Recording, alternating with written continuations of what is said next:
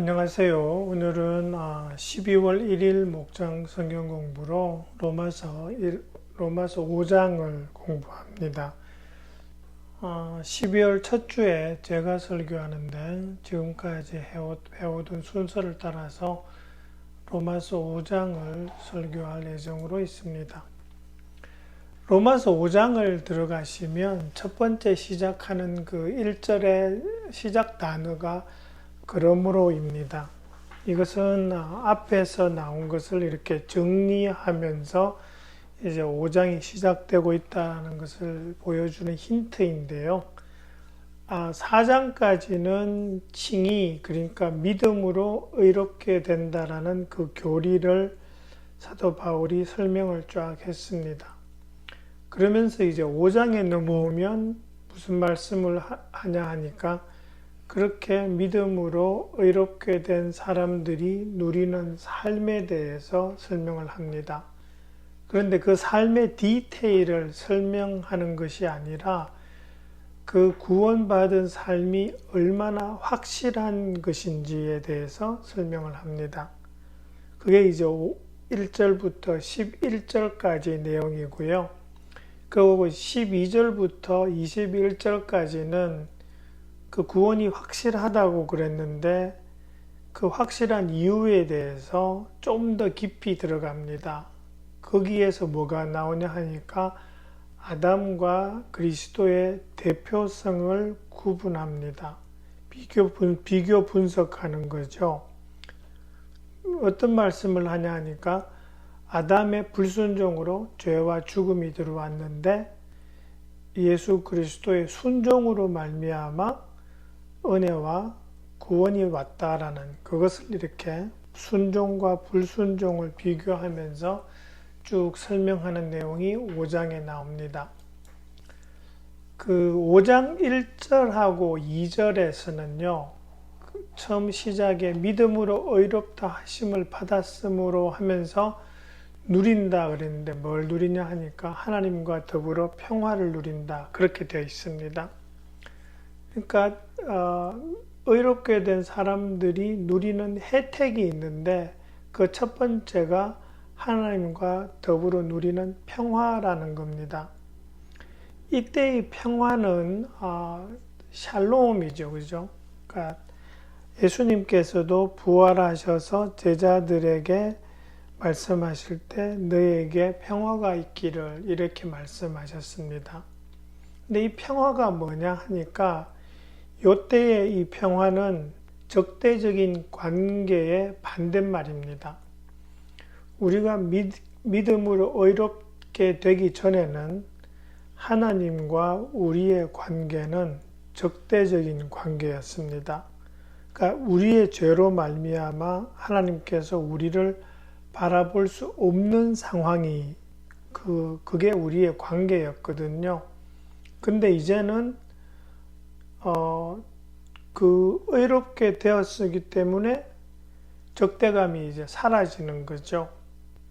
그래서 그 적대감이 사라진 상태가 우리가 누리는 상태인데 이것이 평화라는 겁니다. 적대감이 사라지고 사랑의 관계가 회복되고 그러다 보니까 우리가 이제는 하나님의 은혜의 자리로 나아갈 수 있는 신분이 생기는 거죠.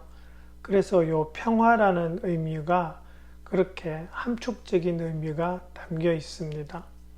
그러면서 이제 두 번째 누리는 혜택이 하나님의 은혜의 자리로 나아오는 거죠. 그죠?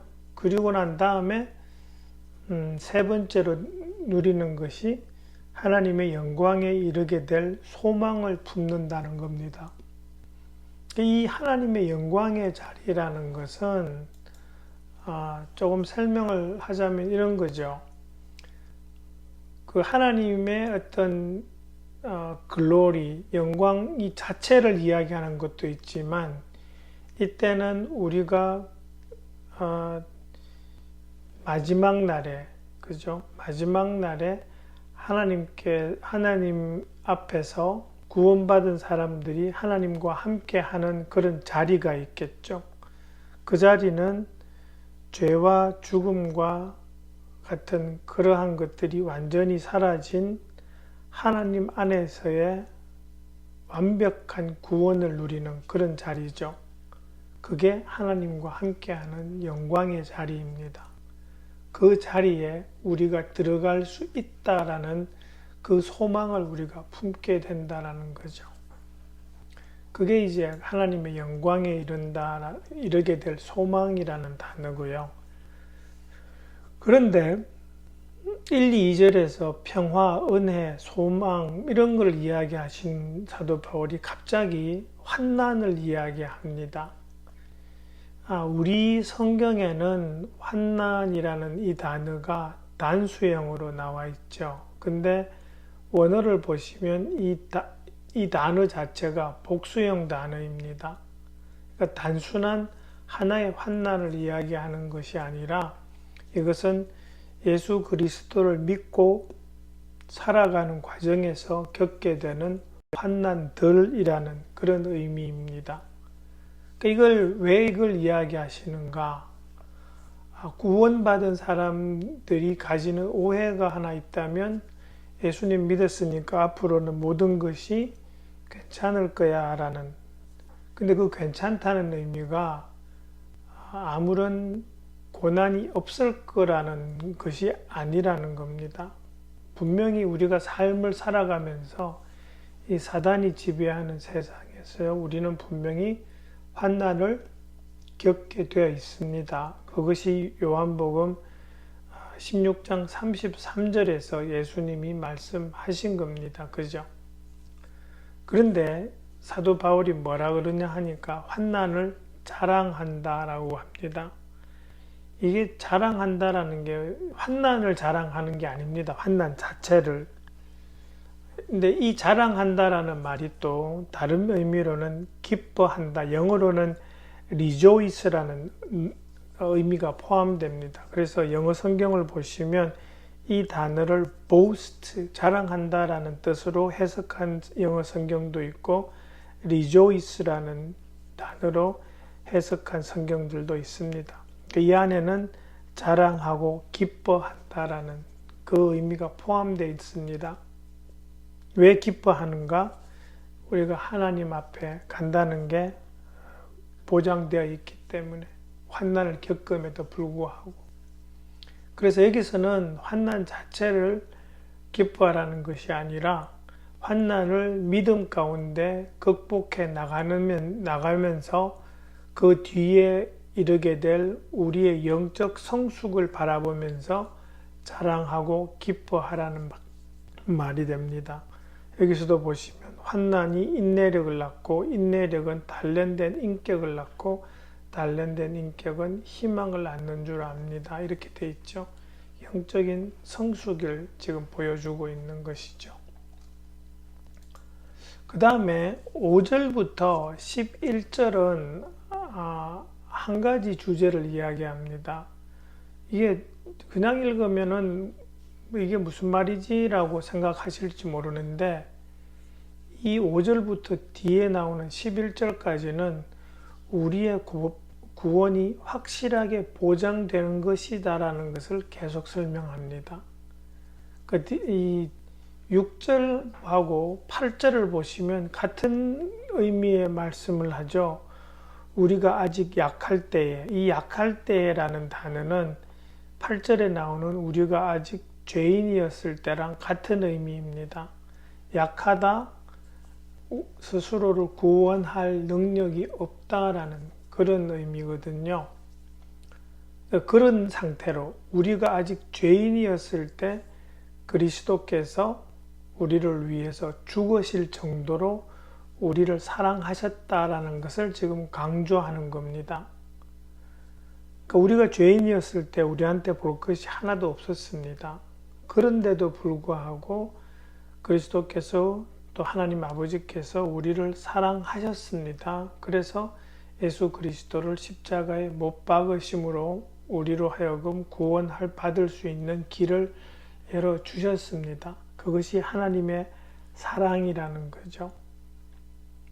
그런데 지금은 어떠냐 하니까 그 십자가의 보혈을 믿어서 우리가 하나님과 올바른 관계 안으로, 그죠? 의롭게 되어 있는 상태가 되어 있는 게 지금입니다. 옛날에 죄인이었을 때도 우리를 사랑하셔서 예수님께서 돌아가셨다면 지금 우리가 의롭게 되어 있는 이 상태에서는 더욱더 하나님께서 우리를 사랑하실 것이고 또 우리로 하여금 완전히 구원받는 그 상태로 나아갈 수 있도록 도와주실 것이다. 그래서 구원이 보장된다라는 그 의미로 11절까지 쭉 그 이야기하고 계시는 겁니다. 그러면서 이 9절을 살짝 좀 살펴볼 필요가 있는데요. 여러분 그 9절에 보시면 첫 부분 이렇죠. 지금 우리가 그리스도의 피로 의롭게 되었으니 이렇게 돼 있어요. 그러니까 지금 이 말은 시제로 따지면 현재 완료형입니다. 영어 성경을 보시면 이 영어 현재 완료형으로 되어 있는 걸 보실 거예요. 의롭게 된 건 이미 완성되었습니다. 근데 뒤로 가보시면 구원을 얻으리라는 것은 이렇게 되어 있죠. 구원을 얻는다라는 것은 미래형입니다. 우리는 보통 의롭게 된다는 거하고 구원받는 거하고 같은 의미로 사용하죠. 그죠? 근데 보시면 시제가 다르다는 게 눈에 보이신다는 거죠. 의롭게 된 것은 이미 완성되었는데 구원을 받는 것은 아직 완성이 되지 않았어요. 이거는 미래에 있어요. 그럼 이게 무슨 뜻이죠? 의롭게 되는 것과 구원받는 것이 다른 의미인가? 꼼꼼히 따지면은 살짝 다른 의미라고 볼 수 있습니다. 이게 왜 그러냐 하면 우리가 성경이 말하는 구원은 한 단계가 아니라 세 단계입니다. 그게 확신의 삶에서 우리가 배우는 거죠. 구원의 3단계. 구원의 1단계는 의롭게 되는 것, 칭의의 단계입니다. justification, 그죠? 믿음으로 말미암아 의롭다고 선고를 받는 그 상태가 구원의 첫 단계입니다. 그리고 두 번째 단계가 성화의 단계죠. 예수님을 닮아가는 단계, sanctification이라 그러죠. 그리고 마지막 단계는 glorification, 영화의 단계로 우리가 죽음과 죄의 영향권에서 완전히 벗어나는 거죠. 우리가 죽어서 하나님 앞에 가든지 예수님께서 우리가 살아있을 때 오셔서 우리로 하여금 하나님 앞으로 불려가시든지 그렇게 해서 그 단계가 마지막 단계죠. 그때에 3단계가 될 때에 구원이 완성될 겁니다. 그래서 이 9절에서 구원의 완성되는 것은 미래형입니다. 근데 왜 그러면 1단계에 있는 사람한테 구원을 얻었다고 우리가 자꾸 이야기하느냐?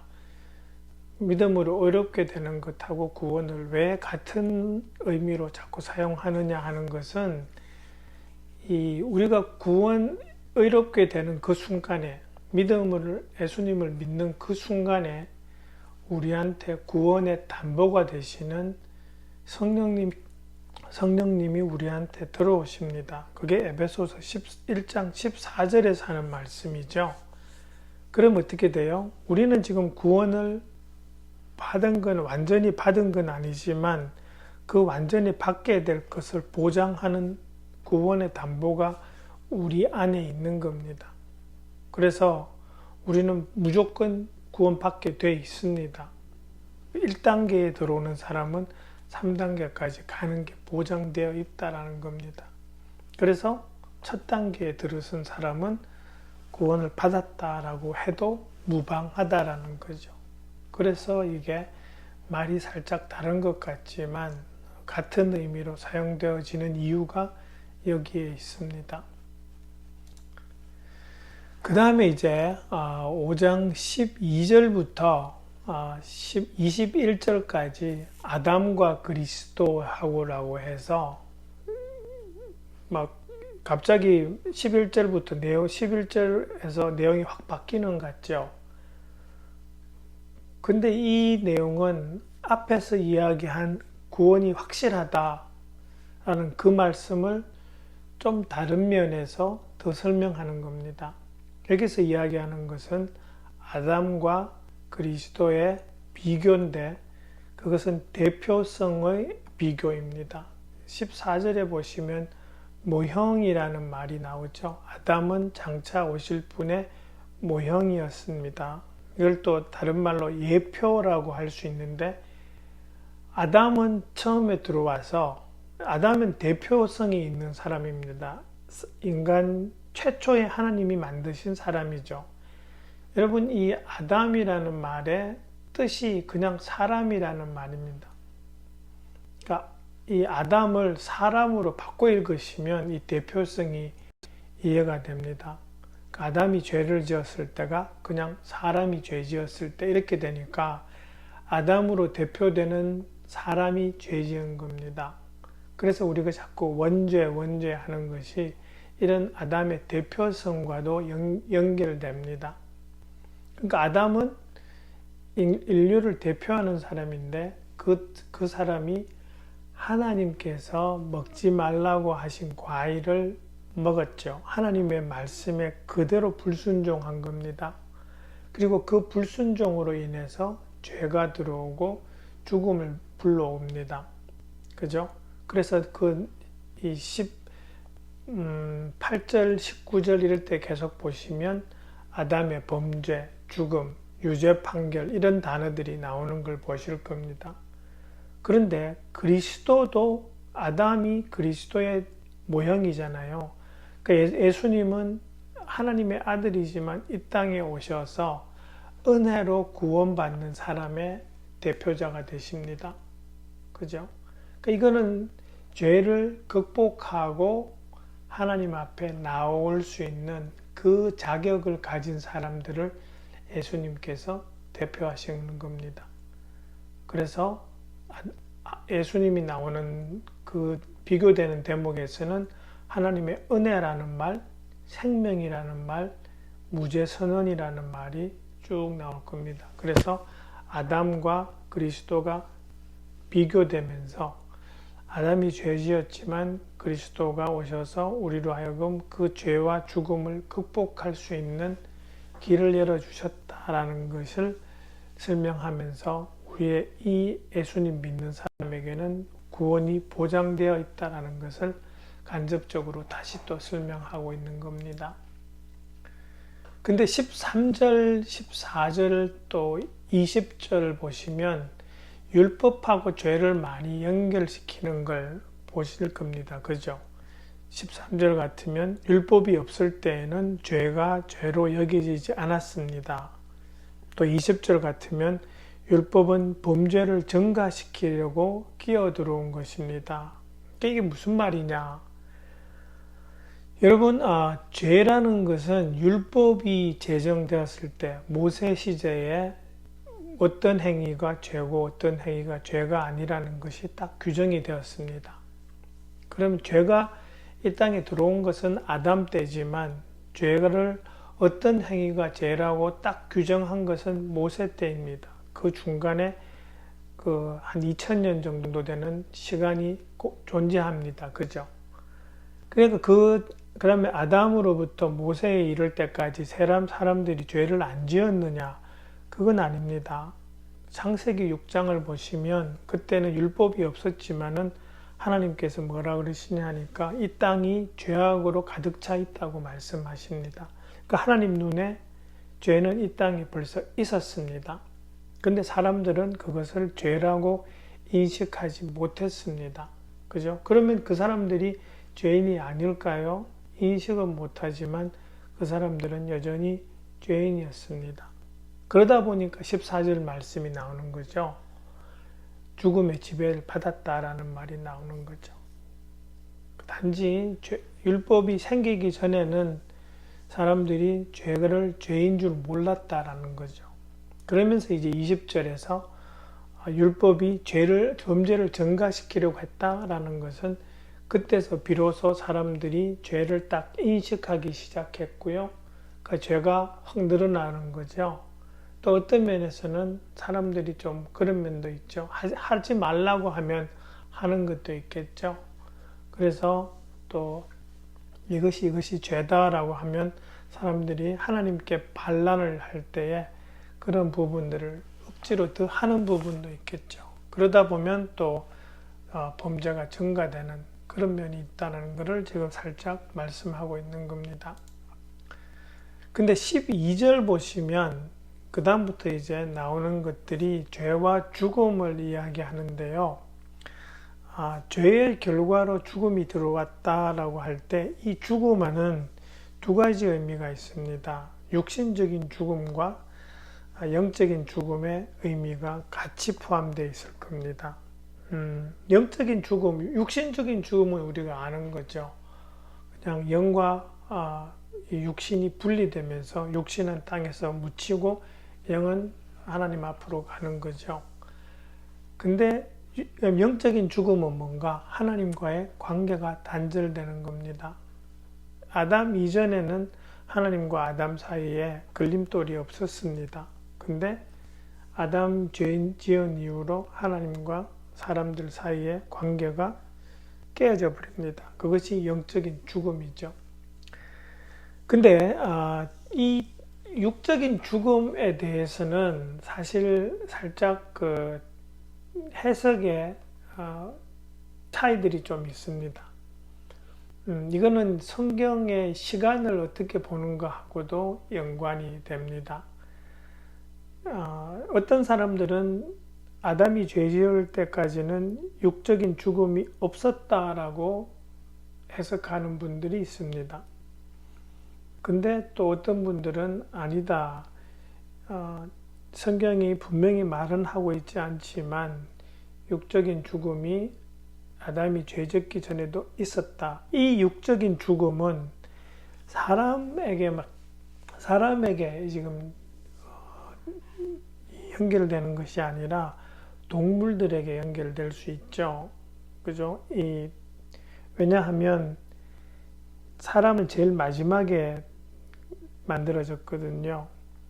그리고 이것은 또 어떤 거랑 연결되냐 하면 창조의 시간을 해석하는 것하고도 연결됩니다. 어떤 사람들은 창조를 오늘의 시간과 똑같이 해서 7일 만에 창조되었다고 생각하시는 분도 있고, 어떤 분들은 그 하루라는 것이 지금의 하루 24시간이 아닐지도 모른다라고 해석하시는 분들이 있습니다.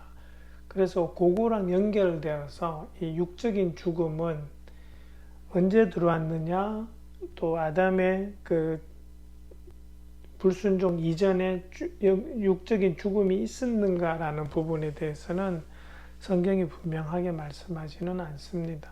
그래서 이 부분은 해석하는 데 있어서 여러 가지 다른 견해들이 있을 수 있다라는 것을 그냥 염두에 두시면 됩니다. 그 다음에 또 하나 살펴보고 싶은 것은 그 5장 18절입니다.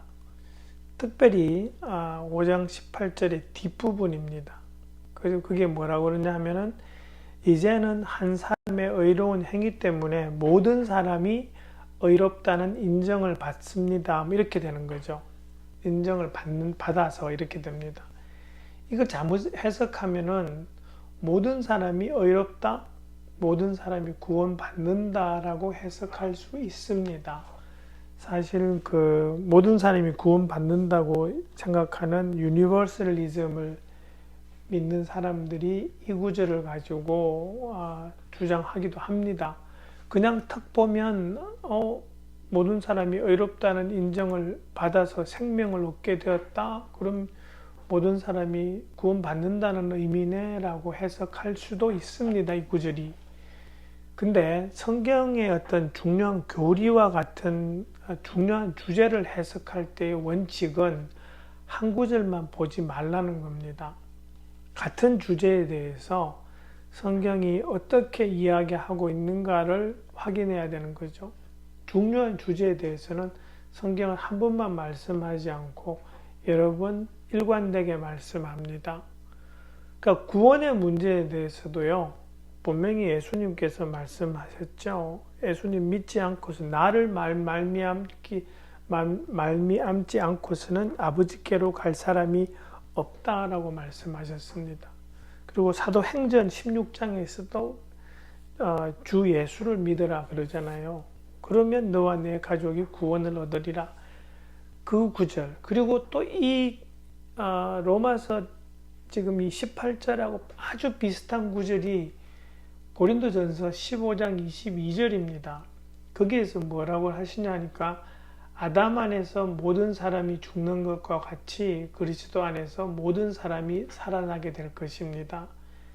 모든 사람이 살아난다라는 건 비슷한데 그 앞에 단서가 붙어 있죠. 그리스도 안에서.